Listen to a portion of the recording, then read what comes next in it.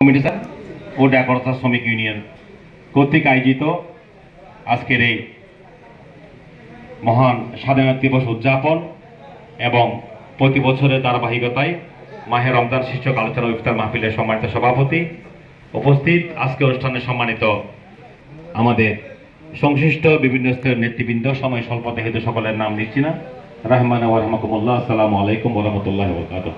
রাতের দশক পেরিয়ে নাজাতের শেষ দশকে আজকের এই অত্যন্ত গুরুত্বপূর্ণ দিবসে যাদের মাথার গাম পায়ে ফেলা পরিশ্রমের বিনিময়ে আমরা নিজেদেরকে কমিউনিটি সেন্টার, ডেকোরেটার্স, বিভিন্ন হলের ইভেন্ট ম্যানেজমেন্টের আমরা মালিক হিসেবে দাবি করি, সে সমস্ত ভাইদেরকে সাথে নিয়ে আজকে আমরা একটা আল্লাহ রাব্বুল আলামিন আমাদেরকে একটি মহান বড় ইসলামের 5টি স্তম্ভের একটি স্তম্ভ রোজার মাধ্যমে ভাইদের সাথে ইফতার করা আল্লাহ সুযোগ দানকে সবাই বলে আলহামদুলিল্লাহ। রমজান ইসলামের 5 স্তম্ভের একটি স্তম্ভ। আমি একটি আয়াত করে তেলাওয়াত করেছি। আল্লাহ কেন রোজা ফরজ করেছেন? কুতিবা আলাইকুমুস সিয়াম কামা কুতিবা আল্লাযিনা মিন ক্বাবলিকুম লাআল্লাকুম তাত্তাকুন। কোন একটা কাজ একটা সামারি আছে। আপনারা যে আমরা যে বাবুর্চিরা কষ্ট করে রান্না করে সকাল থেকে মুরগিওয়ালা মুরগি সাপলা দেয়, খাসিওয়ালা খাসি সাপলা দেয়, পরিবারের কর্তা ব্যক্তিরা বাজারে দূরে দূরে ভালো জিনিসগুলো নিয়ে আসে। টোটাল জিনিসটার উদ্দেশ্য কি?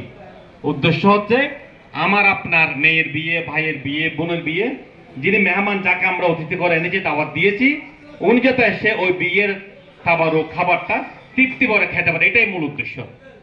রব্বুল আলামিন আমাদেরকে রোজা ফরজ করেছেন, কারণটা কি? কারণ হচ্ছে লাআল্লাকুম তাত্তাকুন, যাতে এই উম্মত মুসলিমা আল্লাহর বান্দারা যারা আছে পৃথিবীতে তারা যাতে মুত্তাকি হতে পারে, পরহেজগার হতে পারে, খুদাবির হতে পারে। মুত্তাকি, পরহেজগার, খুদাবির কি? শুধু কি আমি টুপি পরে মসজিদে দূর দিলাম, নামাজ পড়লাম, বাস এর মধ্যে কি মুত্তাকি? শুধু কি আমি হজ করলাম এটাই মুত্তাকি? শুধু কি আমি রোজা রাখলাম এটাই মুত্তাকি? না, মুত্তাকি হচ্ছে আমার জীবনের প্রতিটা ক্ষেত্রে, প্রতিটা স্তরে, প্রতিটা ডিলিংসে যাতে আমি নিজের কুমন্ত্রণাকে প্রাধান্য না দিয়ে নিজের বিবেক যেটা গ্রহণ করবে না, যেটা হক, যেটা সত্য, সেটাকে আমরা প্রাধান্য দিয়ে যখন নিজের জীবনটাকে পরিচালিত করব। তো আজকে আমার এই সঞ্চালক ভাই অনেক সুন্দর কথা বলেছেন, দাবি কথা বলেছেন। আসলে আমরা চট্টগ্রাম কনভেনশন হল মালিক সমিতি, যে কোনো সংগঠন, আসলে আমি একটা কথা বলবো যে বিপদের সম্মুখীন হলে ভালো হয়, অনুকূল নয়, প্রতিকূল পরিস্থিতির সংগঠন কিন্তু মজবুত হয়। আমরা যখন কোভিড কালীন সময় অতিক্রম করছি, আমাদের হল খুব মালিক খুলতে দিচ্ছে না, বিভিন্ন রেস্টুরেন্টের মধ্যে 100-200-এর মধ্যে বিয়ে করতেছে, তখন কিন্তু আমাদের কনভেনশন মালিক সমিতি খুবই সোচ্চার ছিল। আমরা শাহাবুদ্দিন ভাই, দুলাল ভাই, আমরা সবাই সাথে নিয়ে চট্টগ্রামে অনেক মিটিং মিছিল করেছি, মেয়রকে দাওয়াত দিচ্ছি, বিভিন্ন জনের সাথে যোগাযোগ করেছি, কারণ আমাদের আপনাদের দাবি আমাদের হলকে খুলে দেওয়ার জন্য। আমরা ঢাকায় পর্যন্ত গিয়ে, ঢাকায় প্রেস ক্লাব পর্যন্ত আমরা গিয়ে কনফারেন্স পর্যন্ত করে আসছি, ঢাকায় পর্যন্ত গিয়ে। তাহলে মাঝে মধ্যে কিন্তু প্রতিকূল পরিস্থিতি আসা দরকার সংগঠনকে মজবুত করার জন্য, সবার মধ্যে জাগরণ সৃষ্টি হওয়ার জন্য। আমাদের কনভেনশন হল মালিক সমিতি এরপর থেকে একটু কেমন জানি একটু ঝিমিয়ে পড়েছে। আমাদের কোনো মিটিং টিটিং তেমন কোনো আমরা পাই না, হয় না, এবং সরকার পট পরিবর্তনের পথে আর কোনো যোগাযোগই নাই বললে চলে। আসলে এভাবে কিন্তু সংগঠন টিকে থাকে না। তাহলে টিকে থাকবে না কেন? চট্টগ্রামের মধ্যে এতগুলো হল আছে, এতগুলো হল মালিক আছে, এতগুলো ডেকোরেটর সমিতি আছে, এতগুলো ব্যবসা প্রতিষ্ঠান আছে, তাহলে কেন আমরা ঐক্যবদ্ধ থাকতে পারবো? ওই আমাদের ওই কাজ চলতেছে, আমাদের সবকিছু ঠিক আছে, তো দরকারটা কি? তাহলে সেটা হয় না। আজকে আমার ভাই অত্যন্ত গুরুত্বপূর্ণ কতগুলো কথা বলেছেন। আজকে আপনারা যারা আছেন আমাদের সম্মানিত ওয়ার্ডের বাইরা, ওরা যদি একযোগে বলে যে আমরা ওয়ার্ডের কাজ ছেড়ে দেবো, আমরা কাজ করবো না, তাহলে সবগুলো ফল কিন্তু তারা মেরে দিতে বাধ্য হবে। তাহলে এটা তারা মেরে বাধ্য হবে। কে করবো? আমি তো হল চালতে পারবো না। হয়তো ম্যানেজার কোনো মধ্যে একজন ম্যানেজ করা যাবে, সার্ভিসম্যান ম্যানেজ করা যাবে, একজন সহকারী দারোয়ান গার্ড ম্যানেজ করবে, কিন্তু এতগুলো ওয়ার্ডার থেকে ম্যানেজ করবে সবসময় যদি একযোগে যদি এটাই ইসলামের শিক্ষা হচ্ছে যে রব্বুল আলামিন দুনিয়াকে এমন ভাবে বানিয়েছেন যাতে আমি আপনার মুখাপেক্ষী, আপনি আমার মুখাপেক্ষী, এক অপরের সাথে যাতে লিঙ্ক থাকে, সম্পর্ক থাকে, সেজন্য যাতে এক অপরের ভালো মন্দ, দুঃখ বেদনা, অভাব অনুভূতি সেগুলো বুঝে। এই বোঝার নাম হচ্ছে তাকওয়া, বোঝার নামে রোজা শিক্ষা। আজকে আমি পেট ভরে বাসায় রেগুলার খাই, প্রোগ্রামে খাই, তাহলে আমার একজন ভাই যে অভুক্ত, যার কাছে কাজ নেই, সে এই রমজান মাসটা কেমনা কাটাচ্ছে, এই রমজান মাস কেমনা কাটাচ্ছে, আমার ওয়াইটাবে দুঃখ বেদনা বোঝানো হচ্ছে রোজা, এটার নাম হচ্ছে তাকওয়া। এই জন্য আমাদের রোজা দিয়েছেন, তাদের অপরের দুঃখ শুধুমাত্র নিজেকে নিয়ে ব্যস্ত থাকলে হবে না, কবি বলেছেন আপনার হলো এই বিব্রত রহিতে আসেনি কে হবনি পরে সকলের তরে সকলে আমরা প্রত্যেকে আমরা পরের তরে। শুধুমাত্র নিজের কথা চিন্তা করলে করার দাম রোজা নয়, আমরা রোজা হচ্ছে ট্রেনিং আমাদের জন্য। 1 মাস ট্রেনিং নিব, ট্রেনিং নেওয়ার পর বাকি 11 মাস ওই ট্রেনিং মতো আমরা চলবো, সেটা হচ্ছে রোজার মূল শিক্ষা। আপনারা ওয়েটারে যারা আছেন, আমরা বিভিন্ন হলে আপনাদেরকে প্রতিদিন বলি, ট্রেনিং দিই, আমাদের যে যার প্রোগ্রাম ওনাকে সাথে নিয়ে পার্টিকে সাথে নিয়ে বলি আজকে এই আইটেম এইভাবে করো। এটা একটা নার্সিং করা ট্রেনিং দেওয়া, যাতে অনুষ্ঠান সুন্দরভাবে পরিচালিত হয়। এই বিশ্ব ব্রহ্মাণ্ড সুন্দরভাবে পরিচালনা করে রব্বুল আলামিন আমাদেরকে 1 মাস এই ফাস্টিং সিয়াম সাধনার মেসেজ দিয়ে এই জন্য 1টা পর্যন্ত।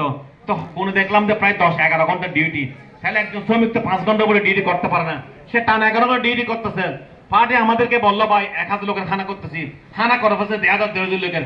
এরপর বুঝলাম মেহমান শেষ হয় না, ওদিক থেকে রাখতেছে, রান্না করতেছে। আমার ভাইয়েরা তো বলে না আমার সার্ভিস বন্ধ, ওনার পা চলতেছে না, শরীর চলতেছে না, এরপরে কিন্তু 7-8 বেজ 9 বেজ 10 বেজ ওনার খাবার চালাই যাচ্ছে। ওদের জন্য আমাদের তো বসে কিছু করণীয় আছে। আমার ভাই যে কথাগুলো বলেছেন আসলে সুন্দর কথা। এই কথাগুলো কিন্তু আমাদেরকে যদি একটু রমজানের আগে বা রমজানের শুরুর মুহূর্তে যদি আরেকটু বলতো, আমাদের একটু সুবিধা হতো একটা সিদ্ধান্ত নিতে। আজকে আমরা রমজান একদম শেষ পর্যায়ে, মানে কালকে একদিন ব্যাংক আছে, মোটামুটি একটা ক্লোজিং এর পর্যায়ে, আমরা সবাই মোটামুটি সবাই একটা ক্লোজিং এর মধ্যে আছি। এরপরও আপনাদের সমস্ত কথাগুলো বলছেন, আজকে দীর্ঘদিন আপনাদের 400 টাকা করে আপনাদের যে স্যালারি বেতন, ওদের সামান্য কয় টাকা টিপ ফান্ড, আসলে এটা দিয়ে চলে না। এই রমজান পর 1 মাস কাজ বন্ধ, আমাদের বিভিন্ন হলে দেখতেছে কোনো কাজে নেই, ডিরেক্ট ইফতার মাহফিল, এটা না বললেই চলে। তাহলে আমাদের এই ভাইরা কেমনে চলতেছে? তবু আমি ধন্যবাদ জানাই কিছু ক্লাব মালিকরা ওনাদের ক্লাবে কর্মরত ওয়াইটারদেরকে কিছু সামান্য ঈদ সামগ্রী, উপহার সামগ্রী, ইফতার সামগ্রী ওনারা দিয়ে থাকে, ওদেরকে ধন্যবাদ জানাই।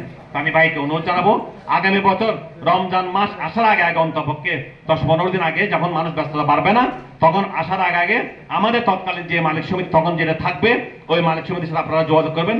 আমি বললাম যদি আমাদেরকে সহায়তা করেন বাঁচিয়ে রাখে, আমিও থাকবো আপনাদের সাথে নিয়ে অন্তপক্ষে প্রত্যেক ক্লাব। শুধুমাত্র কারণ একজন তো সবকিছু করতে পারবে না, এক ক্লাবের মালিক তো করতে হবে, উনি হয়তো এক ক্লাবকে চালাই নিয়ে গেল, বাকি সবগুলা ক্লাব কি করবে? এটা না, আমি খাবো, আমার ভাইয়ের অভুক্ত হবে, সেটা হবে না। কিন্তু আমাদের এই প্রত্যেক ক্লাবের অন্তপক্ষে যারা মূল দায়িত্ব যারা আছে, ওরা যাতে অন্তপক্ষে মাহে রমজান মোবারকটা আমার ঘরে যেরকম 5 পদের খানা রান্না হচ্ছে, ওদের ঘরে যাতে 3 পদের খানা রান্না হয়, সেরকম একটা ব্যবস্থা যদি আমরা করতে পারি, তাহলে আমাদের রোজার আসল তাকওয়া, আসল মুত্তাকি, আসল পরহেজগার তখনই রব্বুল আলামিনের দরবারে আমি কবুল হব। কারণ একটা কথা আছে, হাসরের দিন বলিবেন খোদা, হে আদম সন্তান, আমি চেয়েছি না খোদায় অন্ন, তুমি করো না দান। মানুষ বলিবে তুমি জগতের প্রভু, আমরা কেমনে খাওয়াবো তোমারে, সে কাজ কি হই কবু? বলিবেন খোদা, ক্ষুদিত বন্দা গিয়েছিল তব দ্বারে, মোর কাছে তুমি ফিরে পেরে তাহা যদি খাওয়াইতে পারে। তাহলে আমি শুধু খাচ্ছি, আমার ক্ষুধার্ত বন্দা, আমার ক্ষুধার্ত ওয়াইটার বাইরা আজকে রমজানে কষ্ট পাচ্ছে, তাহলে তো রব্বুল আলামিন কালকে আমাদের আপনাদেরকে কাঠ করায় দাঁড় করাবেন, বলবেন যে আমি চেয়েছিলাম তুমি আমাকে দাও নাই। আমি বলবো রব্বুল আলামিন তুমি কিভাবে চেয়েছো?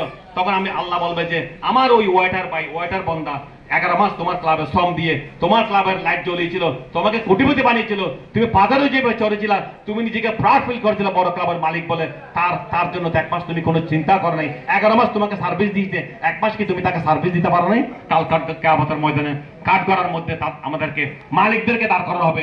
আমি আরবি কনভেনশনের সত্ত্বাধিকারী হিসেবে আমি আপনাদের কাছে এটাই ওয়াদা দিতে চাই, আমার হলে যারা আছে আমি তাদের দিকটুকু চাইবো, আপনারাও অন্যান্য হল যারা আছে সেদিকে চাইবেন, এবং আমাদের অন্যান্য ট্রেড ইউনিয়ন যারা ভাইরা যারা আছে ওদের সাথে আলাপ আলোচনা করে আগামীতে আমরা রমজানের আগে যাতে আমাদের সমস্ত ওয়াটার বাইরে যাতে সুন্দর থাকে। আসলে কি জানেন, মান যা বিল হাসানা ফালাহু আশরু আমসালিহা, আচ্ছা রব্বুল আলামিনের ওয়াদা যে 1 দেয় 10 পাবে। তাহলে আমি তো দিলে লাভ নেই, ক্ষতি নেই, আমার তো লাভে আছে। আমরা শুধুমাত্র আমাদের ক্লাব মালিকদেরকে, আমাদের যারা নেতৃবৃন্দ যারা ওদেরকে একটু বোঝাই যদি বলতে পারি, ইনশাল্লাহ আমাদের ভাইরা আগামী তার কোনো কষ্ট পাবে না।